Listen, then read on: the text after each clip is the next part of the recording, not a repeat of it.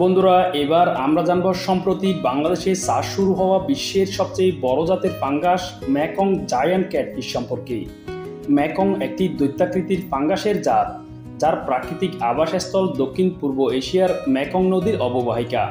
এরা আকৃতিতে এত বড় হয় যে কেউ নিজ চোখে না দেখলে সেটা বিশ্বাসই করবে না। একটি সাধারণ ম্যাকং ফাঙ্গাস ওজনে 150 থেকে 200 কেজি পর্যন্ত হয়। তবে এই জাতের কোনো মাছ 350 কেজি হওয়ার রেকর্ডও আছে। আর তাই গিনেস ওয়ার্ল্ড রেকর্ডস 2005 সালে মাছের এই প্রজাতিটিকে বিশ্বের বৃহত্তম স্বাদু পানির মাছ হিসেবে স্বীকৃতি দেয়। ভাবুন তো, এত বিশাল বিশাল মাছ আপনার চোখের সামনে জলকেলি করছে, আর সেটা বাংলাদেশে আপনার আমার পুকুরেই। শুনতে অবিশ্বাস্য মনে হলেও এমন স্বপ্ন নিয়ে এগুচ্ছেন বাংলাদেশ মৎস্য গবেষণা ইনস্টিটিউটের বিজ্ঞানীরা।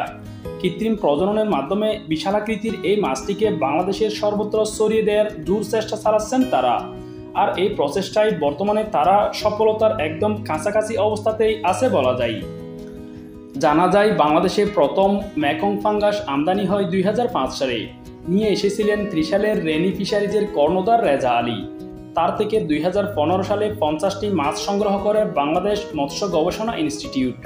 এরপর থেকে সেগুলোকে ইনস্টিটিউটের পুকুরে লালন পালন শুরু হয়। বর্তমানে মাছগুলোর ওজন দাঁড়িয়েছে 120 থেকে 150 কেজি পর্যন্ত, এবং সেগুলোর মধ্যে থেকে কিছু কিছু মাছ এখন ডিম দেওয়ার পর্যায়ে আছে।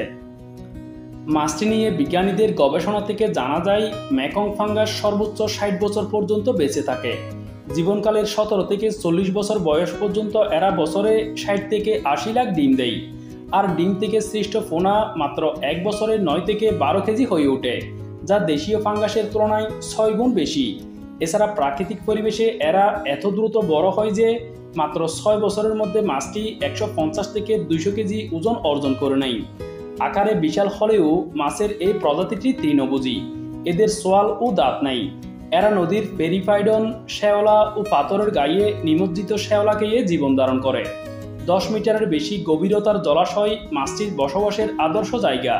তবে পরিতাপের বিষয় হলো, অতিরিক্ত শিকার এবং বাসস্থানের ক্ষতির কারণে বিশ্বের বৃহত্তম এই মাছটি তার জন্মস্থান তথা থাইল্যান্ডে প্রায় বিপন্ন হওয়ার পথে। এ কারণে মাছটির সংরক্ষণ শুধু থাইল্যান্ডের জন্য নয়, সারা বিশ্বের জন্যই গুরুত্বপূর্ণ। আসার কথা হলো, থাইল্যান্ড কৃত্রিম পদ্ধতিতে প্রজনন ঘটিয়ে মাছটির চাষাবাদে সফল হয়েছে, এবং আগামী বছরের মধ্যে বাংলাদেশেও এর প্রজনন সম্ভব হবে বলে জানান মাছটি নিয়ে গবেষণারত বিজ্ঞানীরা। আর যদি এমনটা হয়, তাহলে দেশের মৎস্য খাতে সূচনা হবে নতুন বিপ্লবের। কারণ জাতটি আকারে বিশাল এবং দ্রুত বর্ধনশীল হওয়ায় তখন অল্প খরচেই দেশে হাজার হাজার টন মাছ উৎপাদন সম্ভব হবে, যা দেশের চাহিদা পূরণ করে বিদেশেও মাছ রপ্তানির পথ খুলে দিতে পারে। এই মাছটা প্রায় লম্বায় 3 মিটার এবং ওজনে 350 কেজির মতো রেকর্ড করা আছে। তো বর্তমানে মাছটির বয়স প্রায় 16 বছর প্লাস। তো লিটার্সের থেকে আমরা যেটা জানতে পারি, 16 থেকে 18 বছরের মধ্যে সাধারণত এই মাছগুলো আমাদের ম্যাচুরিটি আসে, গন্ডাল ডেভেলপমেন্ট হয়। তবে আমরা আশাবাদী যে সামনের দিনগুলোতে হয়তো বা আমরা সাকসেসফুল হতে পারবো। আর যদি আমরা সাকসেসফুল হতে পারি, তাহলে আমরা ইন্ডিউস ব্রিডিংয়ের মাধ্যমে এটা পুনঃ উৎপাদন করতে পারবো।